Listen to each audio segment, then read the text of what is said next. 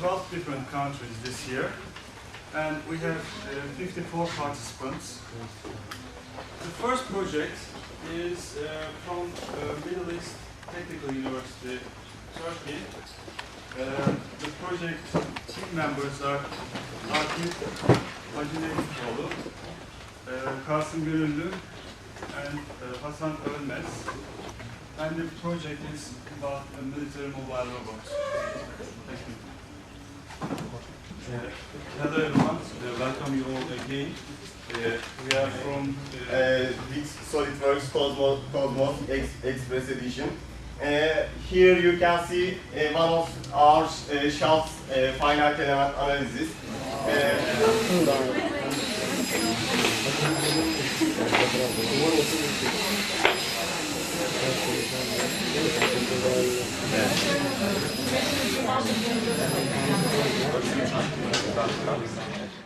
For example, those red dots are the fire brigades who are trying to put out the fire there.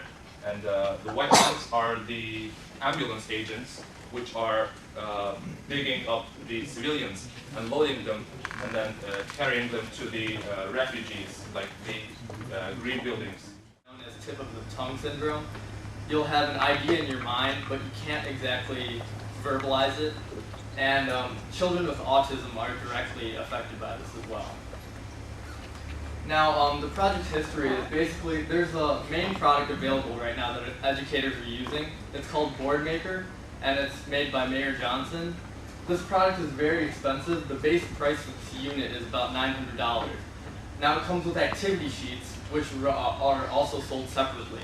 Now, as I mentioned before, the sheets are completely customizable, so the teacher can create activity sheets with as many different images and different sizes as well, so that the buttons can be dimensioned accordingly. And the resolution on our touchscreen, you can have up to 48 icons per activity. And since we're going to have 10 seconds of audio per icon, we should have 34 hours of total recording time per device, which will easily fit on an 8 gig laptop. The way that we would like. It's going to have three main pieces so that all of the components are accessible in case any repair or maintenance needs to happen. It'll have a main body that houses most of the circuitry, microcontroller, etc. It will also have a battery box that attaches to the back that holds the batteries, power circuitry, and the vMusic 2 audio player. And it will have a front piece.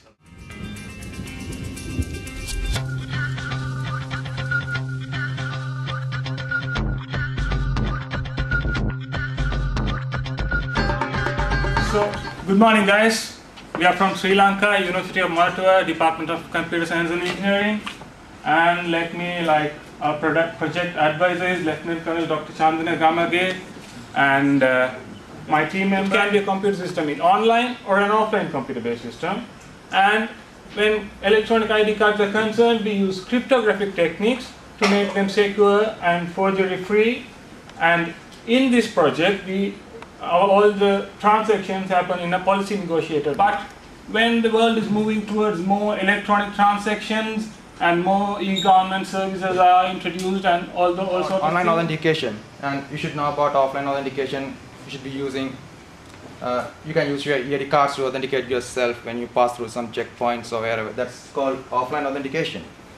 And online authentication is if you're going to use your EID cards to consume some e-government service or some third-party services, you can use your EID cards and authenticate yourself as an authenticated system. In business environment, there's two parties involved. One is service provider, that's who provide this business, and another one is the client, that a person.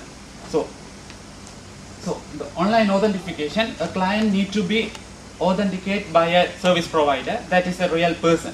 And also that client should be identified as he need to be identified for the requirement of the business. In some business, and now let me think about the real environment, how it's going to work. So one is the EID authentication web service, that is our system. And this is another shareholder, that means EID user, that's a client. And Reliant party, that's the service who is going to provide the service. For example, do you have in Turkey? Do you have any EID system in here? No. So let me think. If we introduce the system in a Turkey system, It is every 100 meters. So it's like a country. I mean, like you wouldn't have seen it anywhere in the world. Not like we should have something that would work in the offline world as well.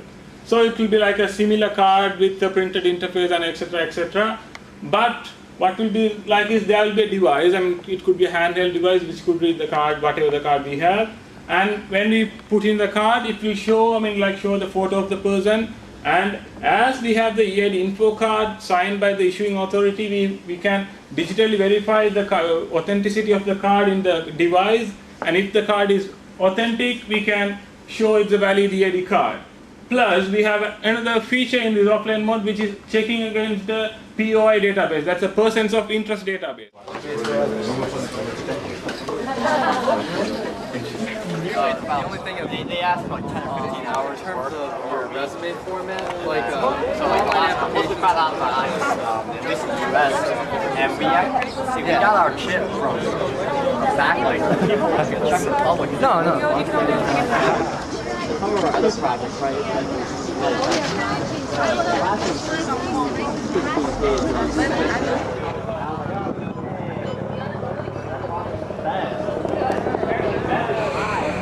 He was like, huh? I'm like, that's like background. Like, oh, then you met, and I was like, oh,